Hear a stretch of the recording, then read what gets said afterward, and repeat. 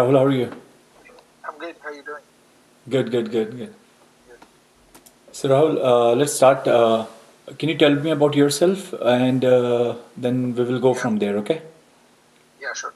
So I did my bachelor's back in India. It was a bachelor's with major in mechanical engineering, Uh-huh. and with interest in material science, worked with a few professors over there. And then I jumped on to do my master's at KTH Royal Institute of Technology in Stockholm. Mm-hmm. So I focused on applied process metallurgy, which I thought was my interest. So I So focused mainly on the processes and applied metallurgy? yeah, applied metallurgy. Uh-huh. And so I did my thesis with a collaboration with my university and a company called Autocompo Stainless. Mm-hmm. It was on like neutralization of slug, neutralization of the acidic wastewaters using the landfill slug. Mm-hmm. So it was also focused on circular economy and then bringing back the slug into use. But the main purpose was also how I could analyze the chemical analysis of the wastewaters and the slug and how I could neutralize them, because the industries currently use lime, and I worked on that to find a solution, and it worked out really well. And then I worked as a research assistant for like another 2 months after my graduation back in September 2019, Mm-hmm. because they could fund me only for 2 months. And then, hence, then I've been looking out for PhD opportunities everywhere, So figuring right out now the right you are one that I would you want. right now you are working as a research assistant there, I guess, or you are done with that. I'm done with that. So you are just in Stockholm, just applying for PhD program. That's what you are doing right now. Yeah, yeah, Okay. exactly. Okay, so let me ask you one question. Did you take a look around at your university, or you said it's better to go out and do PhD? Is that what your plan is? Uh, I'm also looking at KTH as well to do Okay, here, okay, but since they don't have much funding, and then okay, the projects are different, and then like not in my kind of area, okay, and then what I like currently they don't have fundings for, okay. so they Got keep it. applying on a EIT funding, the Got it. European funding on a Hmm. yearly basis. So I tried contacting with professors from the beginning of my thesis to like in the US. The thing is that most of the professors don't reply back. Like in the US, when I give them a mail, hey, so and so, this is my Okay. profile, and I've been. This is something that I'm interested. I don't sell random mails, but I actually see if that No, is yeah, what yeah, I I like understand. Yeah. Mhm. in terms of reading their papers, and Right, if right. I find something interesting. Okay. So I was just Sure. figuring Do out you know what one thing happened. I have to Like, ask? One do you question I think want to that ask. with my profile there are some ambitious? Right. One question I want to ask is, Yeah, go ahead. how do you came to know about KTH, or did they fund your masters when you were in India? Uh, So the thing is that I always knew about KTH, which was specialization in just steel making. Mm-hmm. But I studied my bachelor's at Amrita. So what happens is Amrita also had a tie-up with KTH where they select 4 students per year to finish your bachelor's in 3 years. Since bachelor's in India is 4 years, Uh-huh. but you have the opportunity to finish 3 years, and you can directly do a master's after 3 years. So you do the fourth year project during your summer break, and then you directly do 2 years of masters. You apply as a normal applicant to KTH. If you get selected, you directly do 2 years. So it has like an MOU. And I was one of the students to study material science. They select 4 students from different departments. So the others are into design, machine design, and some other things. So I was very much interested in Okay. material So science, and then I wanted. did they fund you also, or you have to pay for tuition? No, no, we had to pay for. I had to pay for my own. Okay, okay. So your masters has, like, you have to fund on your own masters basically. Yeah, Okay. exactly. And It's like then normally coming through a normal application, but then you save a year of it. okay. But then how about your other expenses, rent and everything? Do you have to take care of it, and or you can find a jobs there? It's pretty difficult to find a part-time job because of the language, Okay. Yeah. not because of Okay. the Swedish language. But the Mhm. thing is that I did work in a few restaurants to make myself Okay. like an Indian restaurant or something Right, like right. that. But I also did like work as research assistant, so I did get money Okay. to survive good enough. Okay, got it. I was just trying to get an idea. One thing also I want to ask you is, have you already applied to US universities, or you are planning to apply? I, I have not applied to now, so now I'm Okay. planning. Are you planning to apply? Okay. Because the reason I ask you is because um, your, you know, the next. So if you have not applied now, the next term will be August 2021. Yeah, no, August 2020. No, that application, that deadline is already gone for that. No, I thought like, no, I finished the application by September or August for the spring intake rather than the autumn and fall intake. No, no. So I was thinking about the January. So that's why I was asking you, if you want to start your PhD program in August 2020, the application deadline for most of the universities are already gone for those time. Ah, okay. Yeah, I know that, but I was thinking like for those universities, do they still accept applications for starting in January or February 2021? Yes, that's there. That's why I was asking you. So for Yeah, For January 2021 will be your first chance now, or the next chance will be August 2021. exactly. Okay.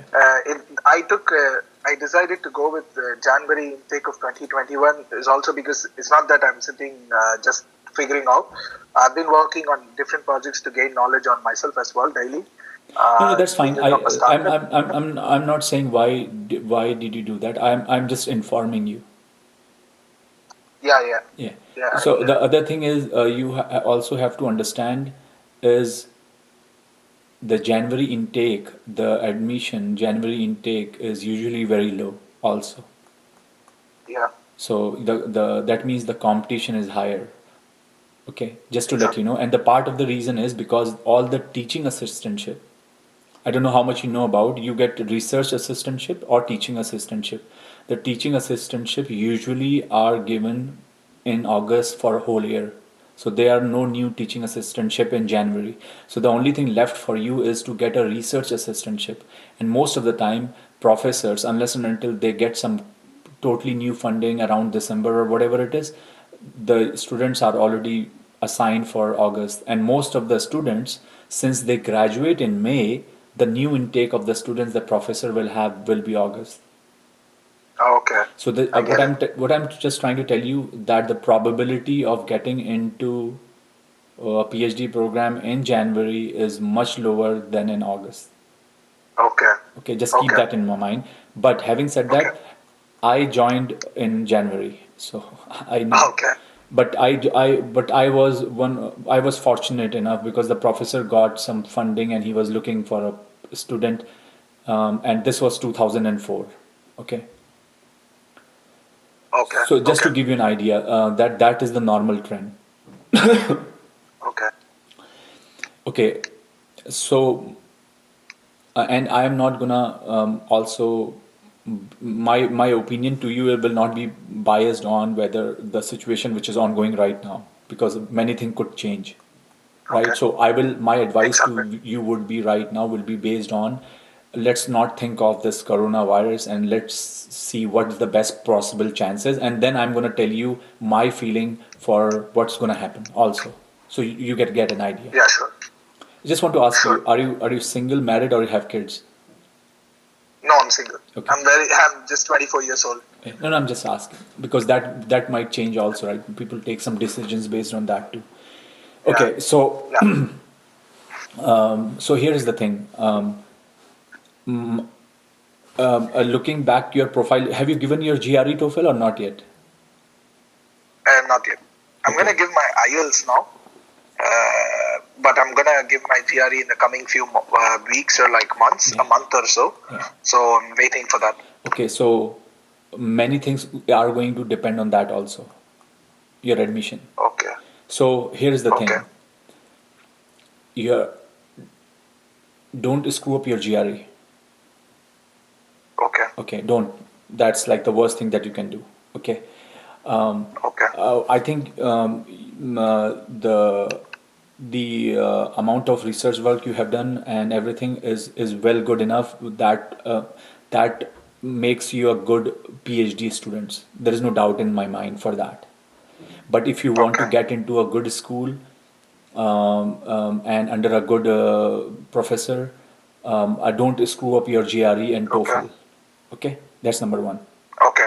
If you So something around 325 plus. I don't, frankly speaking, I don't know. But because I'm the old school guy, it's been a very long time. But my general advice to you would be is, maybe you can send in, let's say if you figure out a university, and let's say if you figure it out a Yeah. department, and then you can find any graduate student there who's either came from India or somewhere who is doing a PhD. Just ask him, because they will have more current knowledge. Like, Okay. can you Sure. tell me how much is the Sure. GRE and TOEFL score average would be good to get an admit here? You can get that a good idea. Yeah. Okay, so that's number one. Number two, would be, I would say, um, because your particular interest in the research area, the right now is the good time to do all your homework, and send email out to professors and things like that. Just keep Yeah. in touch with them, that you are looking around, and you would be interested in the research. Most of the time what happens is, and actually this is based on my experience, so my GRE score was okay at that time, 2004. What, I don't remember even what was the, but my GRE score was not that excellent. So the way I figured it out is, I'm gonna convince professor that I am very much interested in the research and the research area that he's working on, and I will make sure that he understands that. So rather than applying to a department, I'm gonna apply to a professor directly. What it will do is, Yeah. because admissions in US, if a professor is convinced that he wants you, they can waive, or they can do many things if you can convince them, even though, let's say, if your GRE score is lower. I know cases where that a particular student is not even able to finish a minimum GRE requirement, and the professor went to a graduate school or a graduate dean and said, I need this student because he's going to be very good Okay. for my project. It can happen. In US, Okay. professor has lot of autonomy that they can do. Usually they don't like to do it. They don't want to get into those things because bec- because they already uh,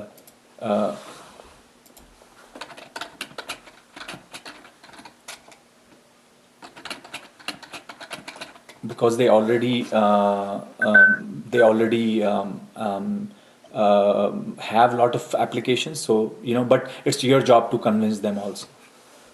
So make Yeah. sure, Sure. yeah. So again, having said that, I don't know your GRE score, so I can't comment too much like the universities and all, because it's all gonna depend on that. Okay. Okay, once you Okay. have a GRE Okay. score, then I will be in good. So let's say if your GRE score is 320 or something, which I think is a good GRE score in my opinion, then Yeah. you can apply to what I call level 1, level 2 universities. If you get anything below 300 or something, then I'm not sure level 1, but level 2 and level 3 universities. So to me, level 1 is something like MIT.